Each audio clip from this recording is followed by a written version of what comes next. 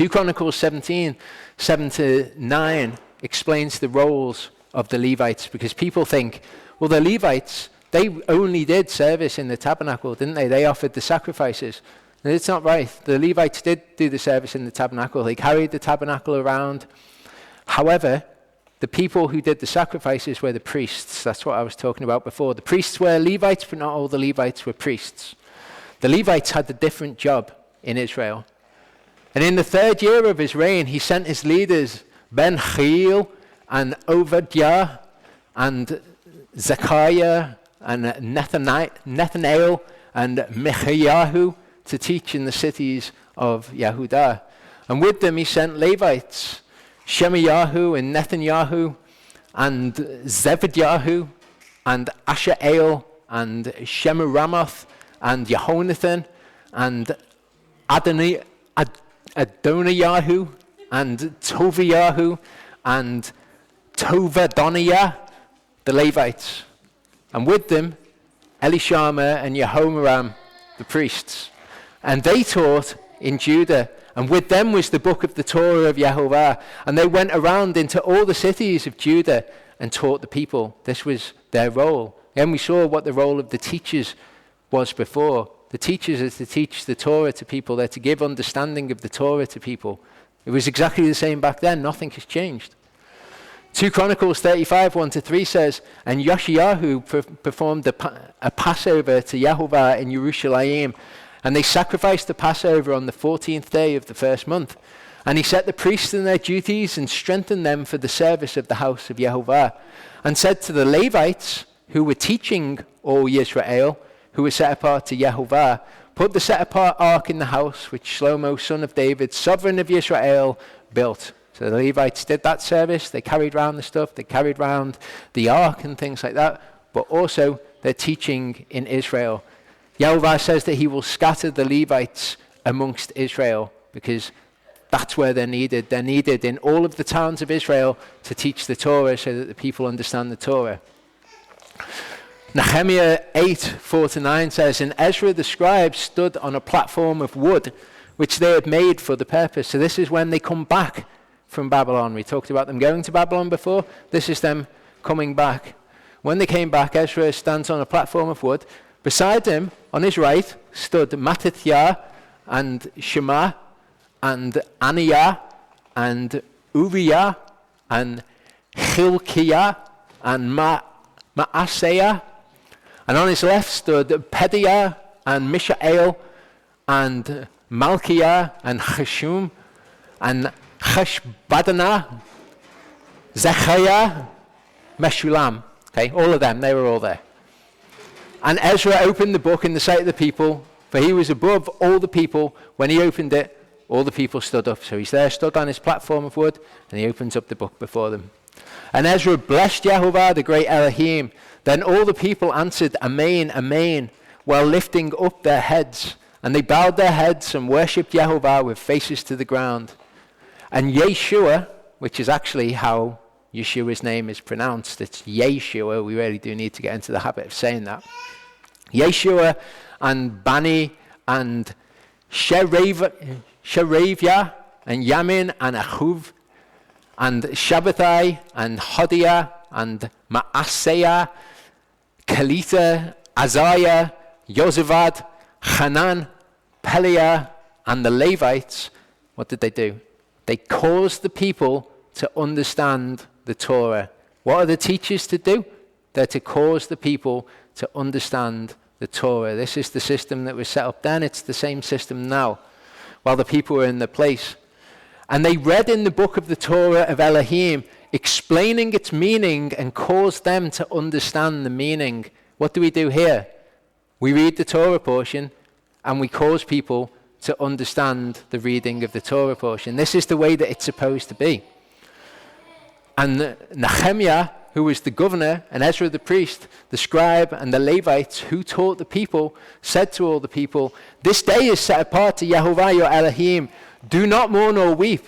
For all the people wept when they heard the words of the Torah. They heard the law being taught. They realized what they'd been missing out on when they were living in Babylon. And they all mourned and they wept. 2 Chronicles 30:22 says, and Chizkiyahu spoke to the heart of all the Levites that taught good understanding concerning Yehovah. All the Levites who taught good understanding concerning Yehovah, that's what they did.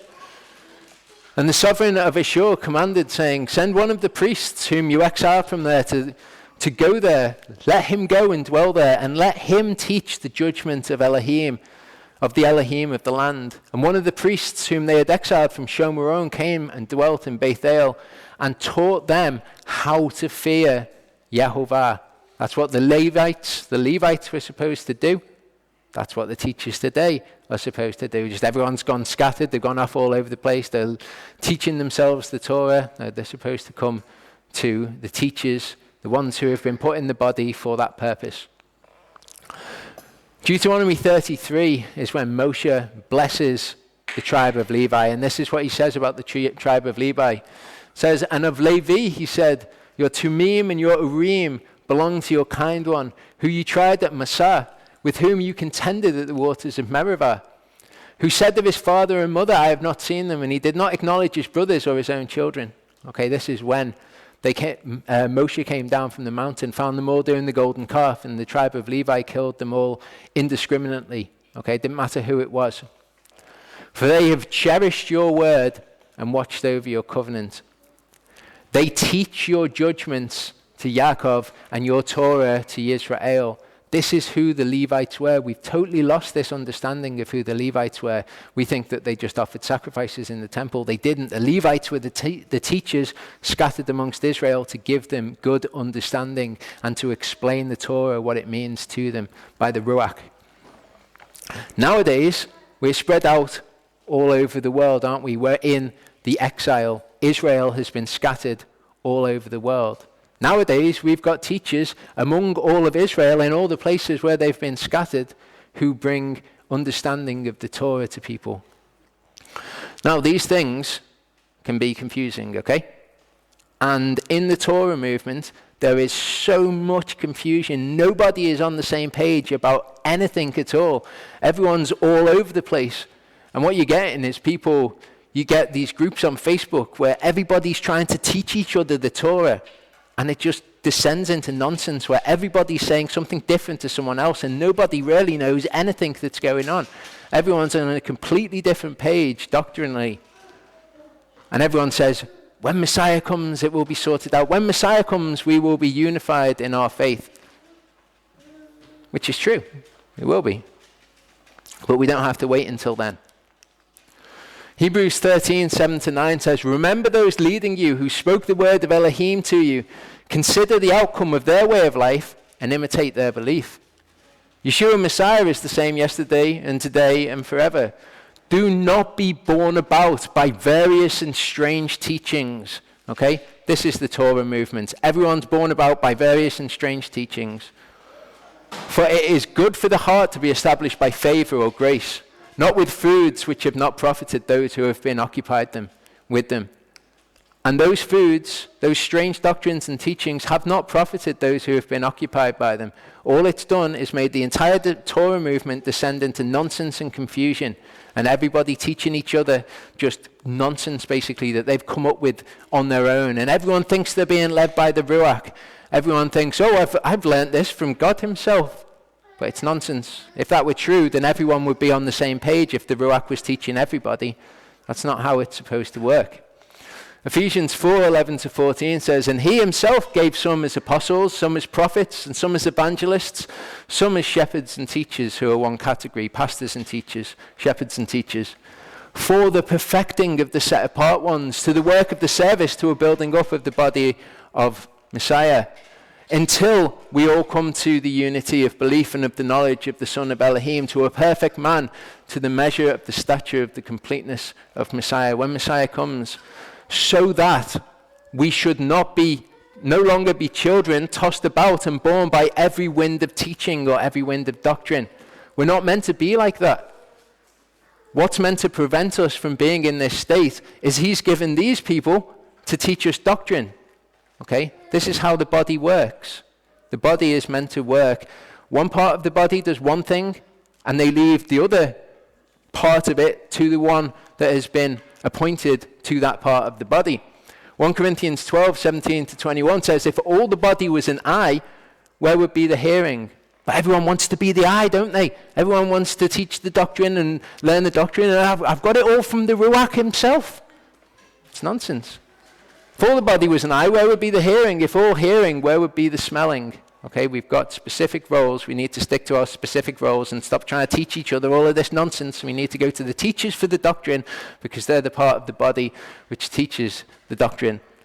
But now Elohim has set the members, each one of them in the body, even as he is pleased, or even as he pleased. And if they all had been one member, where would the body be? And now there are indeed many members, but one body. And an eye is unable to say to the hand, I have no need of you. Or again, the head to the feet, I have no need of you. And yet, it's almost become like this badge of honor in the Torah movement to say, we don't have teachers anymore. I have one teacher, and that is the Ruach, the Messiah himself. He's teaching me. We don't need teachers. And you are a body of Messiah and members individually. And Elohim has appointed these in the assembly. Firstly, apostles. Secondly, prophets. Thirdly, teachers. After that, miracles, then gifts of healing, helps, ministrations, kinds of tongue. Okay, so here, right in the context of him saying, don't get rid of parts of the body, it's actually saying these are parts of the body which have been instituted by Elohim. Apostles, prophets, teachers. Are all apostles? Are all prophets? Are all teachers? Apparently. That's the way that it seems. Are all workers of miracles? Let's understand, when I talked before about a verb, and then you're having a noun form of that verb, and that means that they do that verb, okay? We've got apostles. What is an apostle? People think there were 12 apostles, and that's all the apostles that there ever were, okay? No. There were 12 disciples, but there were many more disciples than that. We hear about 120 disciples in one place. The 12 apostles and the 12 disciples were just 12 specific ones of that type. The word in Greek is this, apostolos, okay, and this is the noun, and it's the name for an apostle, but it is the noun form of a verb. Romans 10:14-15 says, how shall they call on him in whom they have not believed? And how shall they believe in him of whom they have not heard? And how shall they hear without one proclaiming? And how shall they proclaim if they are not sent?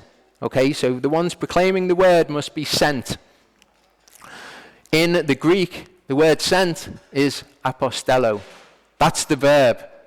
Apostle is one who is sent. That's all that it means. One who is sent. It's not like this special category. You have people on Facebook, don't you? I am Apostle Jonathan. All of that nonsense. I think that it's this special thing. All it is somebody who has been sent.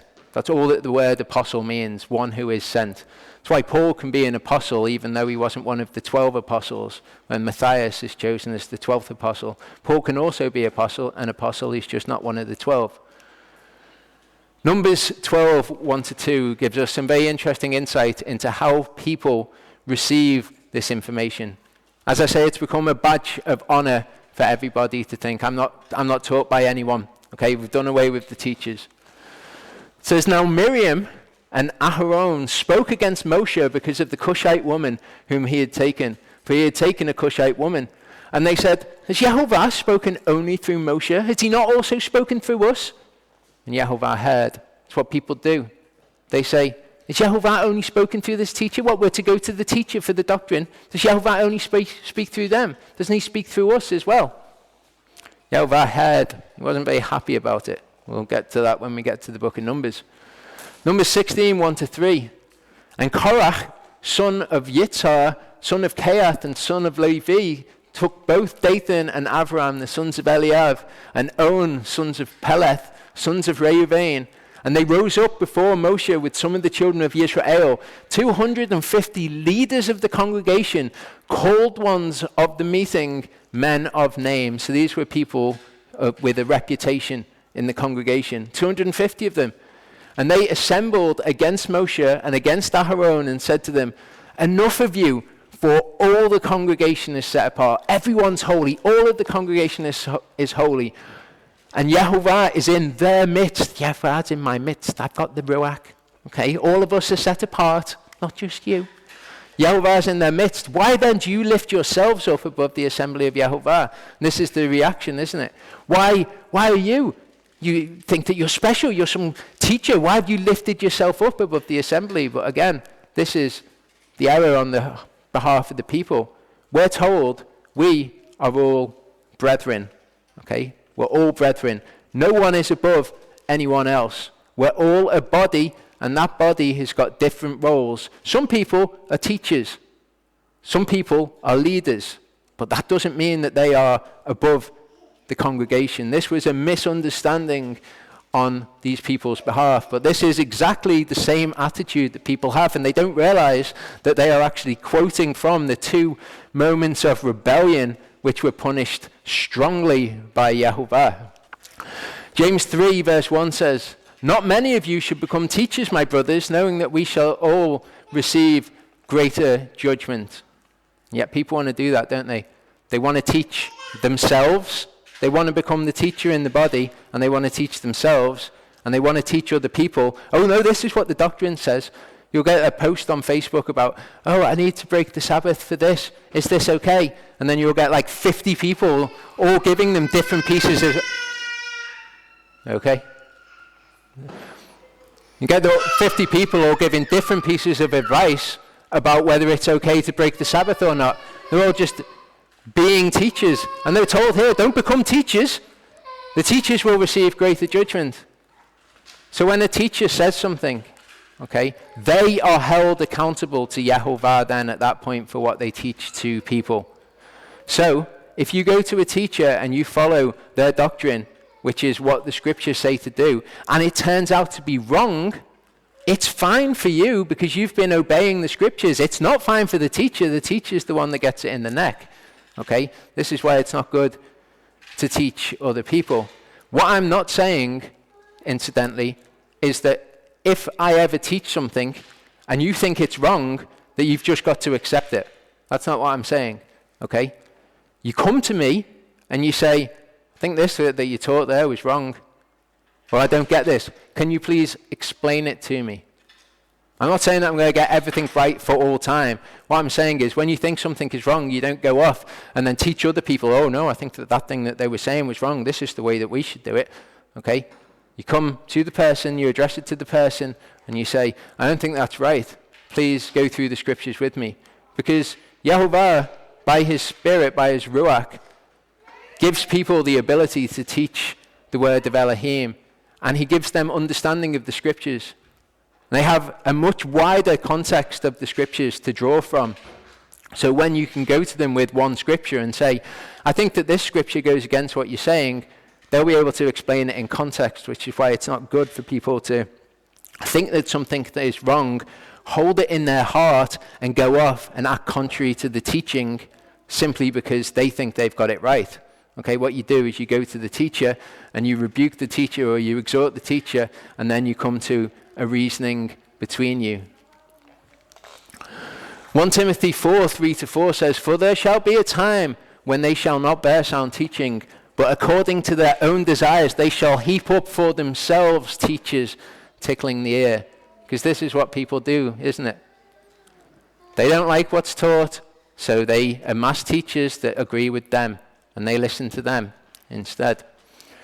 And they shall indeed turn their ears away from the truth and be turned aside to myths. Wow, what a perfect description of the Torah movement at the moment. People being turned aside from what the Torah actually says and then going after all of these myths.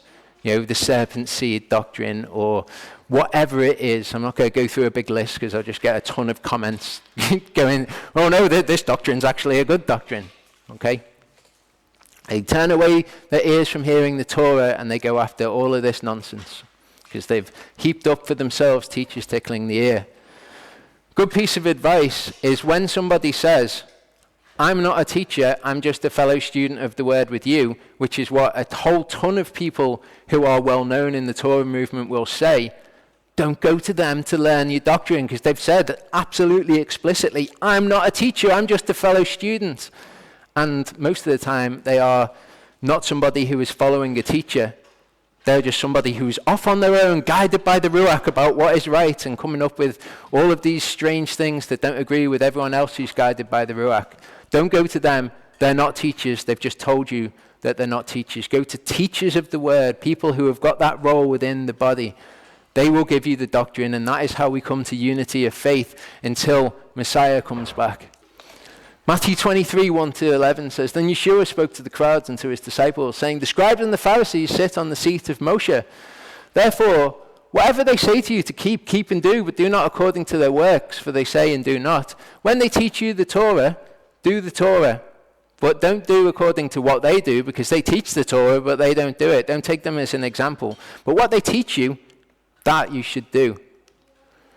For they bind heavy burdens hard to bear and lay them on men's shoulders, but with their finger they do not wish to move them. And they do all their works to be seen of men. This is the problem with the scribes and Pharisees, okay? Outwardly they were very righteous. They were teachers of the Torah. Oh yes, we should do the Torah. But inwardly they were full of dead men's bones. They were like graves. And they do all their works to be seen of men, and they make the tefillin wide, and they keep the zitziot of their they lengthen the zitziot of their garments. They wear a big, massive zitzit so that everyone looks at them and go, wow, how holy are they? Look at the meter-long zitzit. And they love they love the best places at feasts and the best seats in the congregations. They love the applause of men. They love the respect and honor of men. And greetings in the marketplaces, and to be called by men, Rabbi, Rabbi. That's what they love. That's all that they're about. But you, do not be called Rabbi, for one is your teacher, the Messiah, and you are all brothers. So this is the verse, isn't it? The people will say, oh no, do not be called teachers. You're all brothers.